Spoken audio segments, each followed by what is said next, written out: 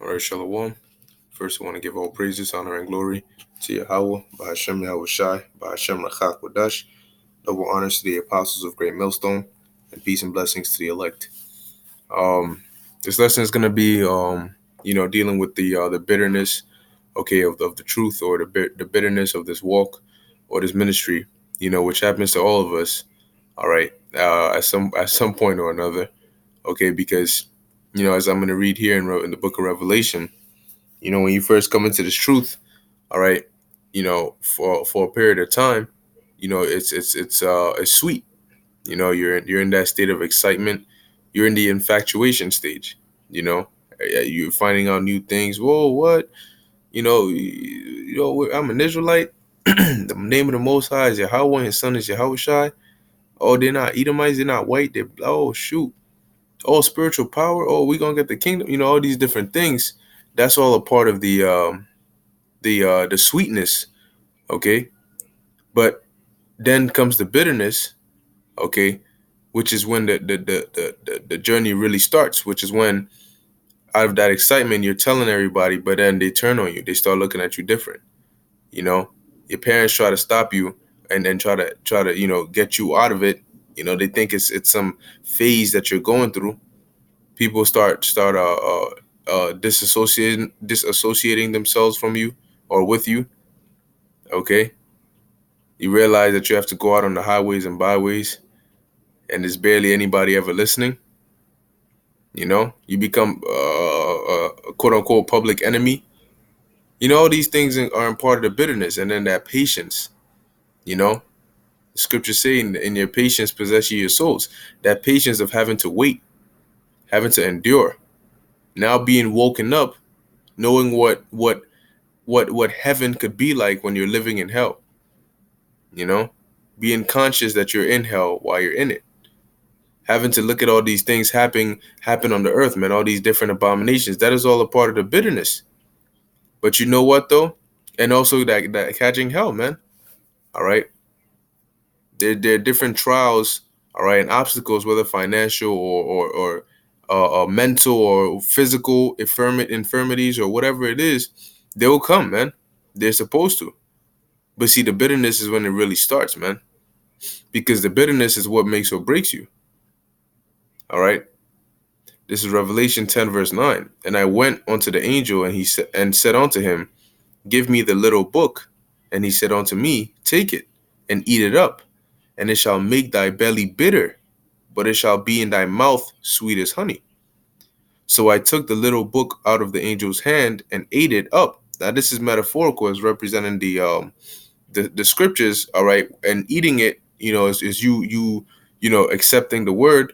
All right. And what happens when you eat something? You digest it, you break it down. All right. So it goes into your mouth, and that's where you really taste it. And then as you're chewing and you're digesting, it's going down, and then it hits your stomach. So it says, and I ate it, and it was in my mouth sweet as honey. And as soon as I had eaten it, my belly was bitter. So after you digest it, okay, after you've woken up to this truth, and 6 months to a year go by, and you really you're starting to digest the scriptures, then you start feeling that bitterness. You start getting that more serious look in your eyes.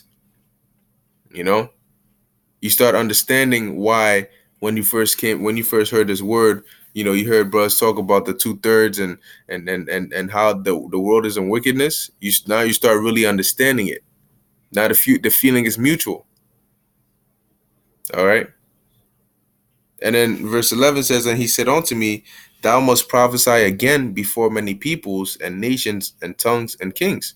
And when he said this to John, the apostle John was already old. Okay. And there's no record of him leaving that island to go and prophesy, okay, onto many people and nations and tongues and kings.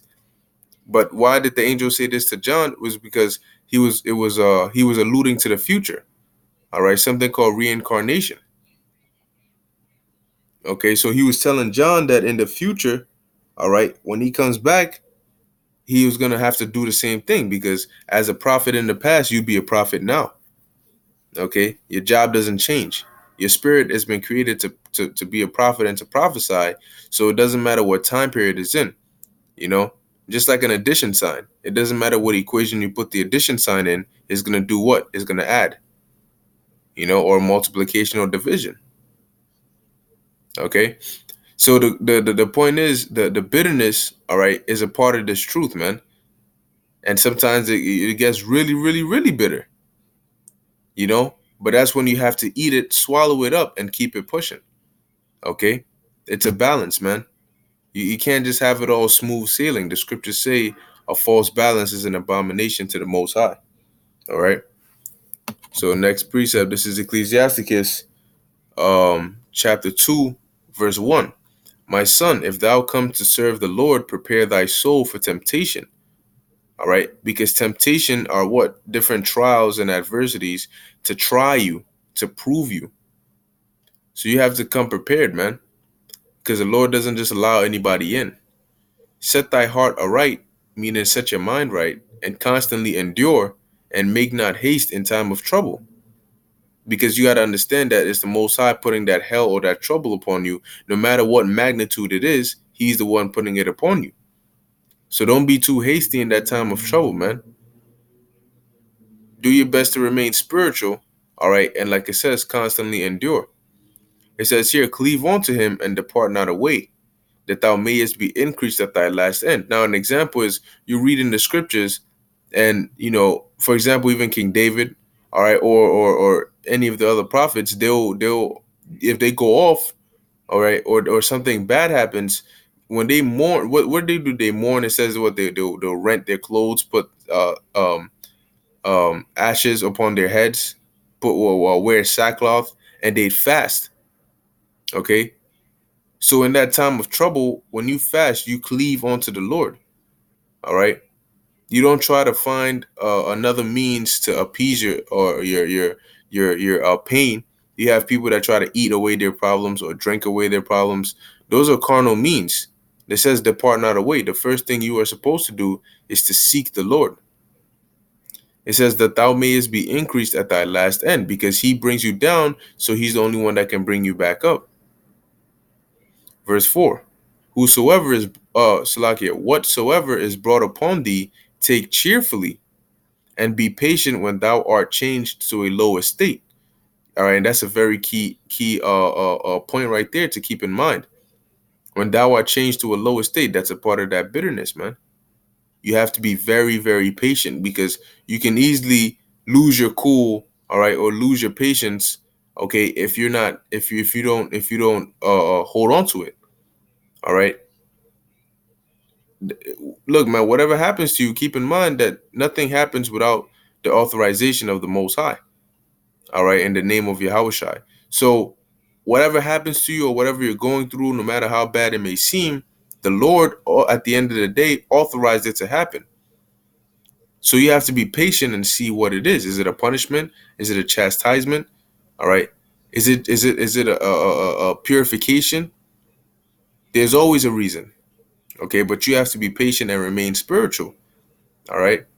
It says, "For gold is tried in the fire, and acceptable men in the furnace of adversity." See? So when you're going through that, and you're going through the bitterness, man, that's that fire, all right, and you being that gold, all right, you're putting that fire to purify you, to get all the stains off of you. All right. An acceptable men in the furnace of adversity. So the hell and the bitterness, okay, and the simple things that make your life more difficult, those that is that furnace, man. Because once you make it out of that obstacle or that situation, guess what? You're cleaner than you were going into the situation. All right, that's if you make it out, through the faith and the trust in Yahweh Ba'Shem Yahushai. All right, moving on. This is Hebrews chapter 12. Um, I'll go to verse 5. And ye have forgotten the exhortation which speaketh unto you as unto children. My son, despise not thou the chastening of the Lord, nor faint when thou art rebuked of him. Okay? Because there's going to tell you why. For whom the Lord loveth, he chasteneth, and scourgeth every son whom he receiveth. So if the Lord chastises you, all right, that means he loves you, man, because a father who loves his son or loves his child won't just watch their child do bad things and just say, oh yeah, it's cool. No, they're gonna discipline them so that the child won't do those bad things again. Why? Because it's love. Okay? So the same thing with us. The Lord chastises us to make us better. All right, because he loves us, man. If ye endure chastening, the Most High dealeth with you as with sons. For what son is he whom the Father chasteneth not? See? But if ye be without chastisement, wherefore all are partakers, then are ye bastards and not sons. All right? Furthermore, we have had fathers of our flesh which corrected us, and we gave them reverence. Shall we not much rather be in subjection unto the Father of spirits and live? See? So your fleshly father, your biological father, you know, he might have corrected you, you know, disciplined you, and in the future you reverence him for that. As a child, you might not understand, you might be upset, but in the future you reverence him for that because you're like, yo, I'm grateful for those, for getting my ass beat when I did these bad things, because now I broke that habit and I stopped doing it, and I see why, it could have been a problem had it stuck with me into my older ages. All right. So that's with your carnal father. So how much more for the Most High, the spiritual father, man? Because your biological father can only correct you as much as he knows. Okay, and that'll lead you, to a certain extent in your life. But if you're subject to the Most High, guess what? It'll lead you forever, man. Because the scriptures say the word of the Lord is going to be forever. Though heaven and earth pass away, yet shall not, the Lord's word pass away. Roughly paraphrasing. All right. Uh, Moving on. This is Wisdom of Solomon, last precept. Wisdom of Solomon, chapter 3, verse. I'll just start at verse 5. And having been a little chastised, they shall be greatly rewarded. For the Most High proved them and found them worthy for himself. So the scriptures say many are called and few are chosen. Because, you got people that will taste it, all right? They'll eat the roll, they'll eat the book. But once they taste that, and it's sweet, and they're thinking it's going to be sweet forever. But once they taste that, they feel that bitterness, all right, in their belly, they can't make it and they can't do it anymore. So they're not worthy. They were called, but they weren't chosen. It says, as gold in the furnace hath he tried them and received them as a burnt offering. Now fire can be used to kill, or it can be used to purify, to make better. All right, but it's based on the material that you put within the fire. If you put paper in the fire, you'll kill the paper will be burnt. If you put a precious metal, something like gold in there, guess what? It'll come out better. It'll come out shinier. It says, and in the time of their visitation, they shall shine and run to and fro like sparks amongst the stubble. Okay, so I'll end it with this precept here. All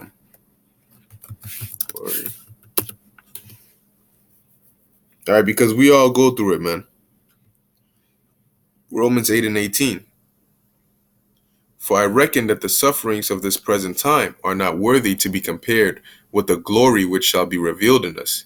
All right, and I'm gonna end it there. Okay, this is something to keep in mind, man. Okay, what you're going through now, no matter what it is, no matter how bad it seems, guess what? You have an even greater glory, all right, coming ahead.